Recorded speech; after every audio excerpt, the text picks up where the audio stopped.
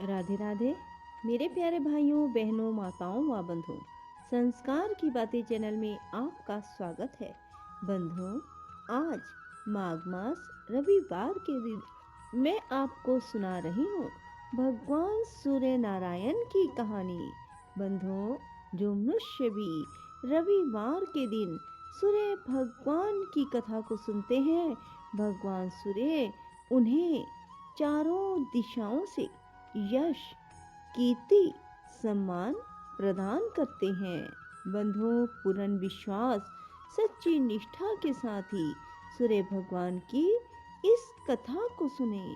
बंधुओं, यदि आपने YouTube चैनल संस्कार की बातें अब तक सब्सक्राइब नहीं किया तो जरूर करें और बेल आइकन दबाना ना भूलें, ताकि आपको हमारी आने वाली सभी वीडियोस की जानकारी सबसे पहले हो सके।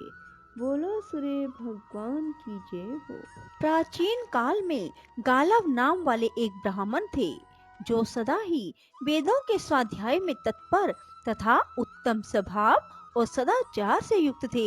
उनकी अवस्था ढल गई तो भी उनके कोई पुत्र न हुआ। इस बात का उनके मन में बहुत दुख था। तब उन्होंने घर का सारा काम काज छोड़कर इसी क्षेत्र में एकाग्रता पूर्वक निवास करते हुए भक्ति भाव के साथ सूर्य देव की आराधना की। जितेंद्रिय होकर निराहार रहते हुए उन्होंने पंचरात्रोक्त विधि से सूर्य देव को अधर्य प्रदान किया और इसी नियम से प्रतिदिन उनकी आराधना करते रहे। 15वां वर्ष आने पर भगवान सूर्य गालव को दर्शन देते हुए बोले, विप्रवर, तुम्हारा कल्याण हो, तुम कोई वर मांगो। गालव बोले, सूर्यश्रेष्ठ, मेरे कोई पुत्र नहीं है, अतः मुझे मेरे वंश की वृद्धि कराने वाला पुत्र दीजिए। भगवान सूर्य ने कहा, विप्रवर, तुम्हें वंश की वृद्धि करने वाला पुत्र प्राप्त होगा और वह तेजस्वी, यशस्वी, शास्त्रज्ञ, वेदों का पारंगत पंडित होगा। तुमने शाम आदित्य के समीप जहाँ मुझे अधर्य देकर पूजन किया है, वहाँ दूसरा कोई भी जो पुरुष रविवार और सप्तमी के योग में श्रद्धा पूर्वक मेरे इस विग्रह की पूजा करेगा, उसे वंशवर्धक पुत्र की प्राप्ति होगी। ऐसा कहकर भगवान सूर्य मौन एवं अंतर्ध्यान हो गए और गालव जी भी प्रसन्न चित्त हो अपने घर को चले गए। थोड़े ही दिनों में उनके यहाँ भगवान सूर्य के कथन अनुसार एक सर्व शुभ लक्षण संपन्न पुत्र उत्पन्न हुआ। भगवान सूर्य ने वट वृक्ष का आश्रय लेकर दर्शन एवं वरदान दिया, इसलिए गालव ने अपने पुत्र का नाम वटेश्वर रखा। वटेश्वर के पुत्रों और पौत्रों को देख लेने पर महर्षि गालव भारी तपस्या करके सूर्य देव को प्राप्त हुए। वटेश्वर ने भी अपने पिता के द्वारा स्थापित भगवान सूर्य नारायण के लिए एक परम मनोहर मंदिर बनवाया। द्विजवरों, पूर्व काल में महात्मा विदुर ने भी उस क्षेत्र में भगवान श्री सूर्य नारायण, सदाशिव तथा श्री विष्णु का स्थापन किया। जो मनुष्य भक्ति पूर्वक इन तीनों देवताओं का पूजन करेगा, वह उस परम धाम को प्राप्त होगा, जो बड़े बड़े यज्ञों द्वारा भी अत्यंत दुर्लभ है। वहीं पर अर्जुन के द्वारा स्थापित किए हुए सर्व मनोरथ दायक भगवान विनायक विराजमान है, जो समस्त विघ्नों का नाश करते हैं।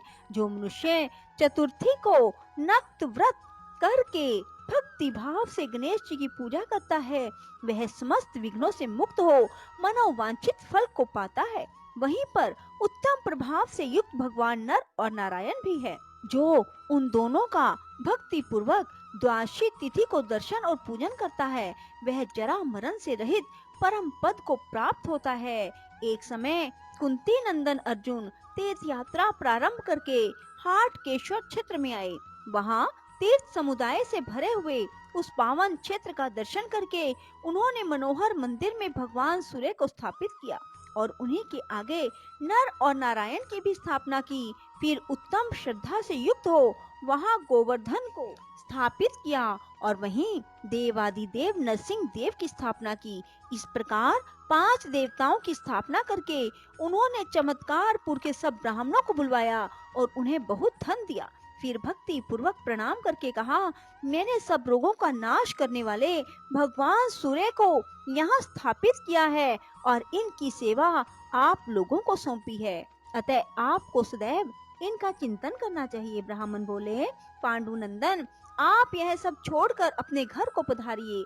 हम सब लोग आपके श्रेय को बढ़ाने वाले पूजन कर्म करते रहेंगे। तब अर्जुन ने प्रसन्नचित हो उन्हें पुनः बहुत धन दिया और उनसे पूछकर विदा ले प्रणाम पूर्वक अपने नगर को प्रस्थान किया। सूत जी कहते हैं, ब्राह्मणों, इस प्रकार मैंने तुमसे नर आदित्य के प्रादुर्भाव की कथा सुनाई। यह सुनने वालों के पापों का नाश करने वाली है। पूर्व काल में वृक नाम से प्रसिद्ध एक चंद्रवंशी राजा हुए। वे बड़े ही ब्राह्मण भगत, शरणागत वत्सल और सर्वलोक हितकारी थे। उनकी पत्नी भी बड़ी पतिव्रता और समस्त सद्गुणों से सुशोभित थी।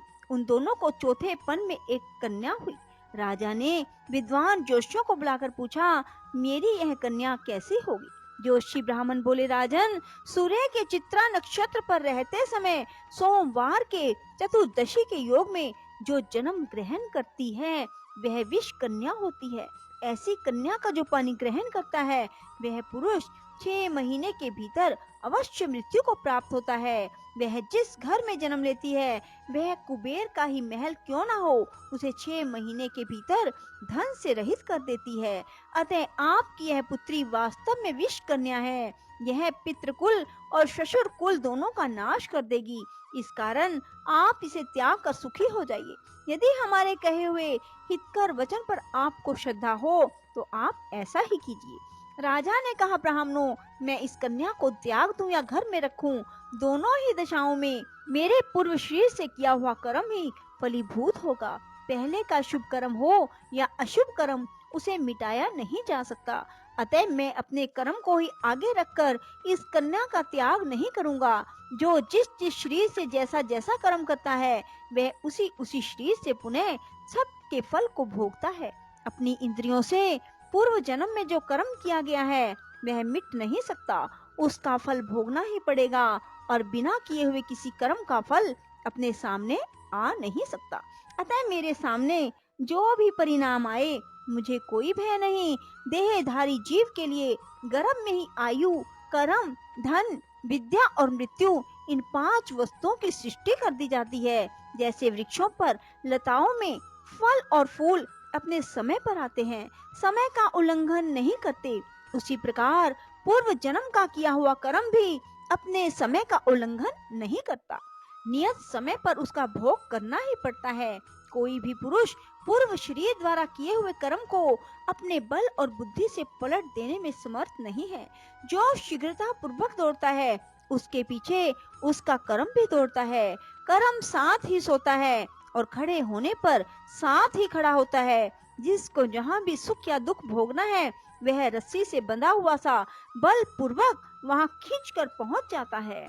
जैसे तेल समाप्त होने पर दीपक बुझ जाता है, उसी प्रकार कर्मों का नाश होने पर जीव मोक्ष को प्राप्त हो जाता है। ऋतु काल में पुरुष के द्वारा गर्भ में स्थापित किए हुए अचेतन वीर्य के एक बिंदु का आश्रय लेकर जीव अपने कर्म के साथ वृद्धि को प्राप्त होता है। जिस उदर में कितनी ही अन्न पान डाले जाएं, नष्ट हो जाते हैं, भक्ष्य पदार्थ पच जाते हैं, वहीं पड़ा हुआ वह गर्भ क्यों नहीं नष्ट हो जाता।